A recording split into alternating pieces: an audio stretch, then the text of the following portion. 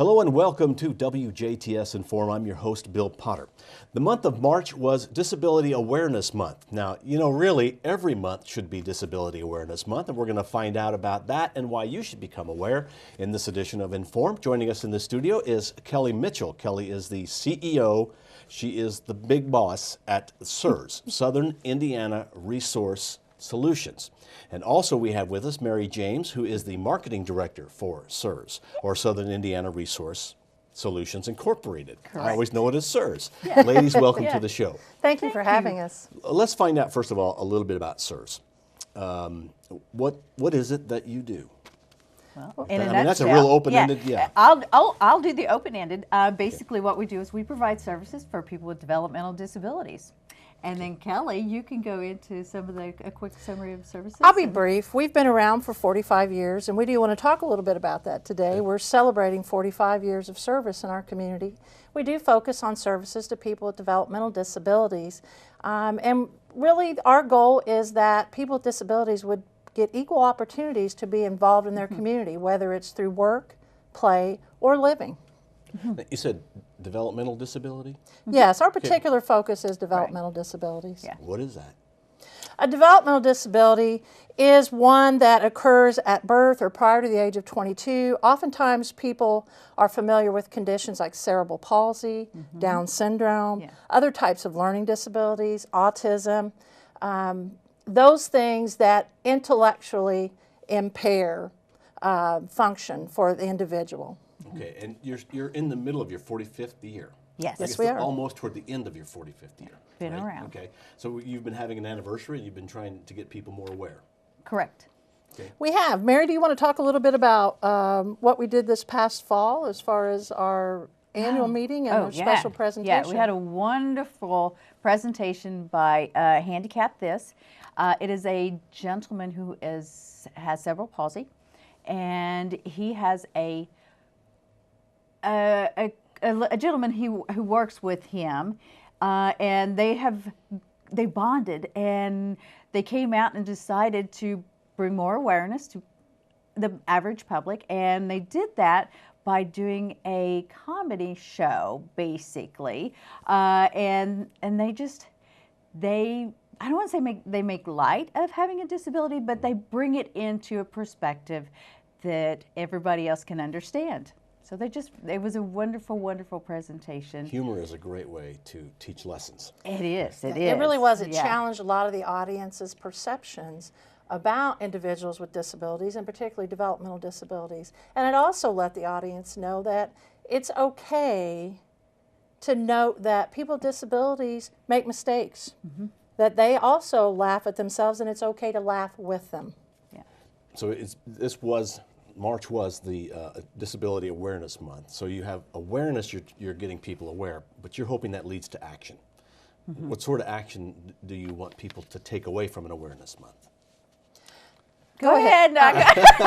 We're going to run over one another. You each have your own opinion. We'll let We you each do. go. I think some of the action that we want people to take away is, number one, to remember that people with disabilities, and particularly developmental disabilities, are looking for opportunities to be a part of the community. Not special treatment, not a handout, an opportunity.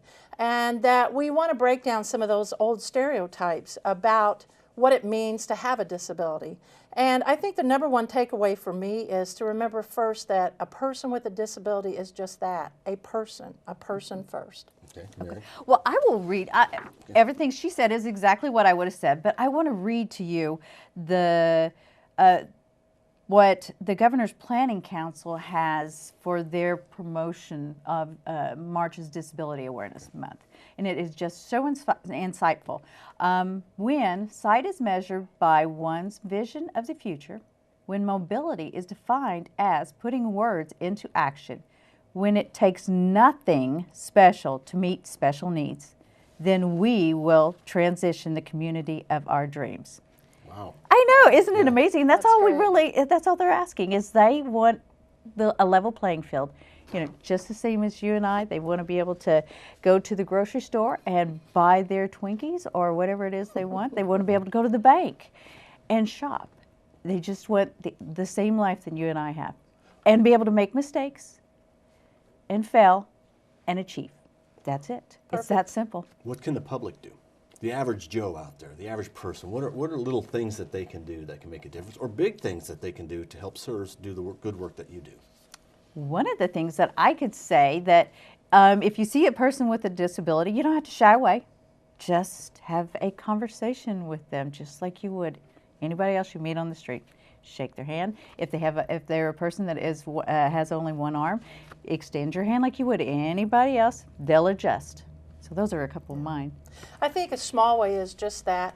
Take the time to get to know the person first. Don't make a judgment based on appearance or what you may believe that person's level of functioning is, or what you may think that person's need is. In a big way, I can't miss this opportunity to push the fact that Disabilities Awareness Month began in 1987. President Reagan is the one that declared March Awareness Month. And that was due in part because movements had been taken to move people with developmental disabilities out of institutions and into the community. And you talked about our 45th anniversary. In 1968, our movement started by grassroots from parents who wanted to keep their sons and daughters in their local communities and give them opportunities. And there is funding, of course, that is tied to those services. And we all know these past few years have been difficult for every industry and for our economy as a whole. And oftentimes people in the community aren't aware of the fact that we're funded through Medicaid, Medicaid waiver services. And these funding sources are critical to what we do. They provide the necessary supports for people to live at home with mom and dad, for people to live by themselves, for individuals to secure jobs in the community, for people to be able to access their communities. So you do really good work, but you also need the funding? We do. That does that? Yes, we do. Now, are there stereotypes that you were going to ask me some questions? Yes, I was. Let's see how good you are. Sometimes All I make this a bit of right. a quiz, but we'll see how well I do. Okay, all right. First question. You are in a grocery store with your children when a man in an electric wheelchair enters. Your children ask in loud voices, "What is that man sitting? Why is that man sitting down?" Then they go over and ask him, "What's wrong with you?" Your response should be A. I'm going to even give you the answers to choose from. How about that? Thank goodness. A. Try as discreetly as possible to get your children away from the man and tell them it's not polite to talk like that. B. Explain to your children that the man has a disability, and if they want to know more, ask if he would mind briefly telling your children what that means. C. Go to the man and apologize for your children's behavior while encouraging the children to come with you and to leave the man alone. A, B, or C? Can I do a combination? Because I think in a way you should apologize because your kids have to learn how to, but I think it's B. Oh, you are right. Very good. So yeah, very good. Yeah, if you had to pick one, not two. So very good. So yeah, just explain to your children that the man has a disability. I would like to add too, I've been doing this for 27 years, and I've spoken to a lot of people with disabilities, whether they be in a wheelchair, whether it be that they have another physical disability, whether it be that they have an intellectual impairment. And the majority will tell you they absolutely do not mind for you or your child to come and ask about their condition, why they do things the way they do. They look at it as an opportunity to discuss their abilities, but also to make individuals more aware of the challenges that people with disabilities do face in our communities. Okay. Yeah. Question number two. Question number two. Let's see. Yeah, until this one, no. Okay. You see a woman with a disability struggling to get a package off of the floor and onto her lap. You approach her and you ask if she would like some assistance. She snaps angrily at you, saying that she can get it herself without your help. You conclude that A, you should have not have offered to help. B, people who are disabled do not want assistance unless they ask for it. C, you have just met a person in a bad mood. Or D, all of the above. Wow. I'm going to say D. Well, that could be the answer, Okay. But it's not. But it's not. It just means that you've met a person in a bad mood. You know, Okay. again, that person that has a disability, they have bad moods, they have good moods. They're just the same as you and I. Well, my inclination would be to help somebody regardless of whether they had a disability or Exactly. not. So I wouldn't treat a person with disability different. Right. But I understand that they do also sometimes want to be able to do things on their own, which is Exactly. understandable. Yeah. And I've done that. Yeah. I've been in a situation before where I've tried to help someone who had a disability. They said, Absolutely. you know, I'm fine, I can do it on my own. And they were just being polite. They weren't Right, didn't say right. it mean. And I Right. thought, you know, that's fine. I understand that. Right. But they also wanted me to know that they're capable. Yeah. Right. Yeah. The good thing is, in your case, is that you actually went up and asked, and you offered to help. So I think you're spot on. The main Yeah. takeaway from that is don't be afraid to ask, don't be afraid to offer your assistance, but also understand that just because the person has a disability doesn't mean they're special in any way. They Right. may just be a particularly cranky individual or Yeah. moody individual. Yeah. Or they may prefer to attempt the task by themselves because they're working on their independence. But they are more than likely going to be gracious about that. Okay.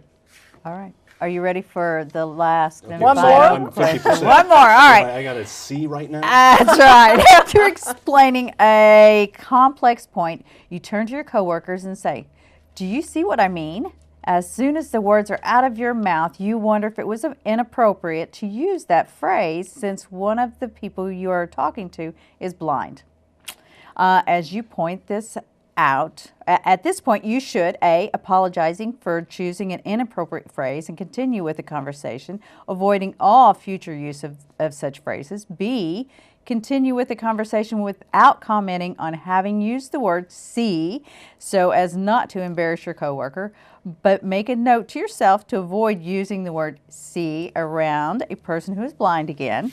Or C, continue talking as you always do, not worrying about whether or not you use the words like see, walk, or hear around people with disabilities. Or D, ask your coworker who is blind if you should avoid using the word see when you're in conversation with him in the future. I'm going to say D. Again, that could be the answer, but It's not. Okay, B. how about C? How about C? C, yeah.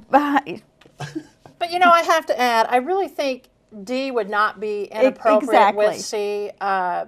If I were in that situation, I likely would not worry about using the word see, hear, walk. However, if it's someone that I have an ongoing relationship with, I would likely be courteous and in a private conversation just ask, does it bother you Exactly, if yeah. I use those phrases? I certainly don't intend for it to cause you any negative feelings or to cause you any discomfort. And just have that conversation as you would with any friend.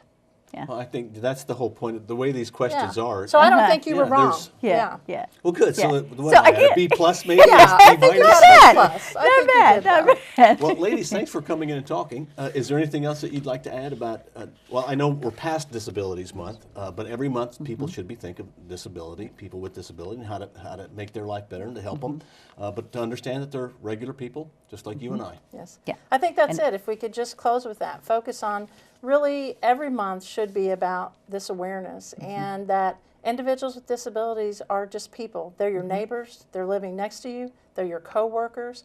They're the people that you deal with in customer service. They are the person you volunteer with. They're folks next to you in the pew at church. So they're individuals that are living in your community, and they just have different needs. But then again, don't we all? All right. Well, thank you, ladies, for coming in. All right. Our guests have been Mary James. She's the marketing director for Southern Indiana Resource Solutions, also known as SIRS, and the CEO for SIRS, and that is Kelly Mitchell. Thanks, ladies, for coming in. Thank you for watching WJTS in.form. We are local people watching local people.